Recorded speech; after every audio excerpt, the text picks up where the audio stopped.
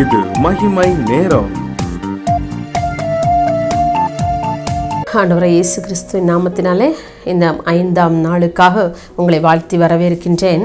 கடந்த 4 நாட்களிலும் இந்த லெந்து காலத்திலே ஆண்டவருடைய குணாதிசயங்கள் நம்மிடத்தில் எப்படியெல்லாம் வெளிப்பட வேண்டும் என்று சொல்லி நாம் சிந்தித்து கொண்டிருக்கின்றோம். இந்த 5வது நாளிலே நம்முடைய ஆண்டவரிடத்தில் இருந்த குணம் நம்மிடத்தில் எப்படி பிரதிபலிக்க வேண்டும் என்று சொல்லி பார்க்க இருக்கின்றோம். பொறுமை என்கிற ஒரு தலைப்பை குறித்து ஆண்டவரிடத்தில் காணப்பட்ட ஒரு குணாதிசயத்தை குறித்து நாம் தியானிக்க இருக்கின்றோம். பாருங்கள், இந்த 5 நாளிலே ஆண்டவர் நமக்கு கற்பிக்கும் போதனை என்ன? நாம் பொறுமையோடு இருக்க வேண்டும் என்பதுதான். வேதத்தில் வாசிக்கிறோம், பொறுமை உள்ளவர்கள் எத்தனை பாக்கியவான்களாக இருந்தார்கள், எப்படி பாக்கியவான்களாக வாழ்ந்தார்கள் என்று சொல்லி நாம் வாசிக்கின்றோம் இல்லையா? நமது ஆண்டவராய இயேசு கிறிஸ்துவனிடத்திலும் கூட இந்த பொறுமை என்கிற குணம் மிக அதிகமாக, அவர் சிலுவையிலே மிக அதிகமான அவருடைய பொறுமையை குறித்து நாம் தியானிக்க முடிகிறது இல்லையா? அவர் வாழ்ந்த நாட்களிலே விட, அந்த பொறுமையை விட அவர் சிலுவையிலே எத்தனை பொறுமையாய் அவ்வளவு பாடுகளையும் சகித்து, அந்த நம்ம ஆண்டவர் 7 வசனங்களை சொன்னார் என்று சொல்லி நாம் தியானிக்கிறோமே, ஒரு வசனத்தில் கூட ஆண்டவர் அதிகமாக கோபப்பட்டு அல்லது வருத்தப்பட்டு இந்த மாதிரி சொன்னார் அப்படின்னு சொல்லி நாம் தியானிக்க முடியாது இல்லையா? ஏன்னா ஆண்டவருடைய பொறுமை கடலை விட பெரிய அந்த பொறுமை அவர் பெற்றிருந்தார். அப்படிப்பட்ட பொறுமையான குணம் இன்றைக்கு நம்மிடத்திலே காணப்படுகிறதா? ஆண்டவர் இந்த பொறுமையான குணம் நம்மிடத்தில் காணப்பட வேண்டும் என்று சொல்லி ஆண்டவர் விரும்புகின்றார்.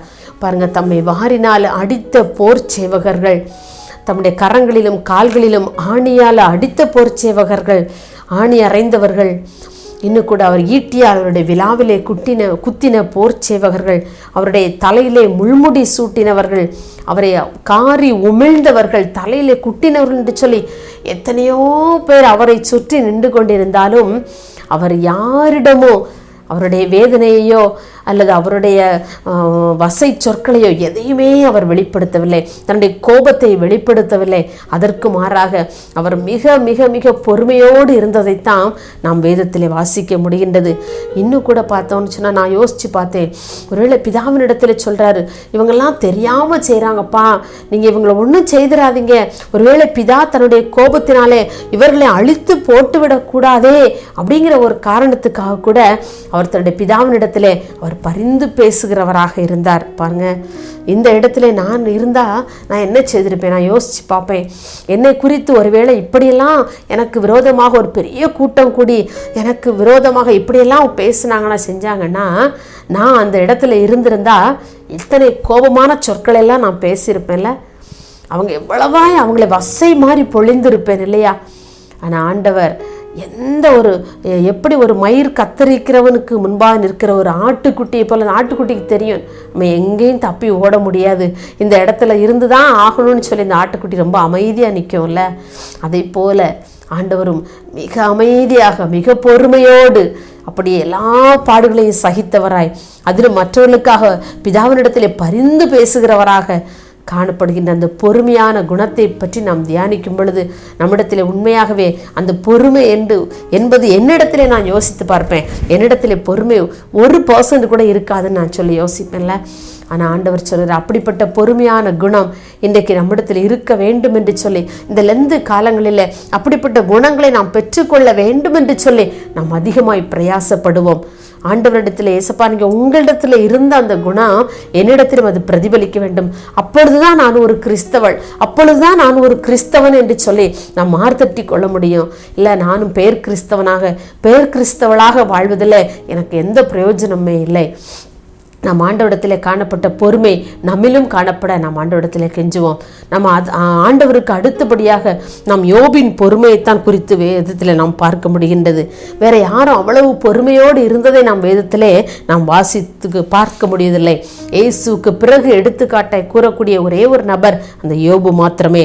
இன்னும் பார்க்கிறோம், பிரசங்கி 7ஆம் அதிகாரம் 8ஆம் வசனத்திலே, பெருமை உள்ளவனிலும் பொறுமை உள்ளவன் உத்தமன் என்று சொல்லி வேதம் சொல்லுகிறது. சாலமோன் ஞானி மிக அழகாக சொல்லுகின்றார், பெருமை உள்ளவனிலும் பொறுமை உள்ளவன் உத்தமன் என்று சொல்லி. இன்றைக்கு நம்மிடத்திலே எந்த குணம் காணப்படுகிறது? பெருமையான குணம் காணப்படுகிறதா, பொறுமையான குணம் காணப்படுகிறதா என்று சொல்லி ஆண்டவர் விரும்புகின்றார் அந்த பொறுமையுள்ள குணத்தை தான்.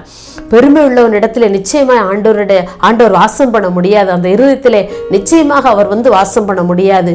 ஆனால் பொறுமையுள்ள ஆத்மாவினிடத்திலே அவர் தம்முடைய செவியை சாய்க்கிறவராக இருக்கிறார். அவனுடைய உள்ளத்திலே வந்து வாசம் பண்ணுகிறவராக இருக்கின்றார். இன்றைக்கு நாம் நம்முடைய இருதயத்தை சோதித்து பார்ப்போம். ஆண்டவரே, என்னிடத்திலே பெருமையான குணம் காணப்படுகிறதா, பொறுமையான குணம் காணப்படுகிறதா என்று சொல்லி இன்னும் நாம் லூக்கா 21:19 வாசிக்கின்றோம். உங்கள் பொறுமையினால் உங்கள் ஆத்துமாக்களை காத்து கொள்ளுங்கள் என்று சொல்லி இந்த பொறுமையான குணத்தினாலே நம்முடைய ஆத்மாவை இந்த உலகத்தின் பொல்லாத காரியங்களிலிருந்து நம்முடைய ஆத்மாவை தப்பித்து நாம் காத்துக்கொள்ள வேண்டும் என்று சொன்னால் நம்மிடத்தில் அந்த பொறுமை காணப்பட வேண்டும். அந்த பாதாளத்திற்கு, அந்த அழிவிற்கு விலக்கி நம்மை மீட்டு இந்த பொறுமையினால் நம்முடைய ஆத்மாவை நாம் நிச்சயமாக காத்துக்கொள்ள முடியும் என்று சொல்லி வேதம் சொல்லுகிறது. இன்றைக்கு நம்முடைய சூழ்நிலைகள் எல்லாம் நமக்கு சாதகமாக இருக்கும் பொழுது நாம் பொறுமை உள்ளவர்களாக இருப்போம்ல. ஆனால் நம்முடைய சூழ்நிலை நமக்கு எதிராக மாறும் பொழுது நம்முடைய பொறுமையெல்லாம் நாம் இழந்து போய் விடுகிறோம், மனம் பதறி பேசி விடுகிறோம் இல்லையா?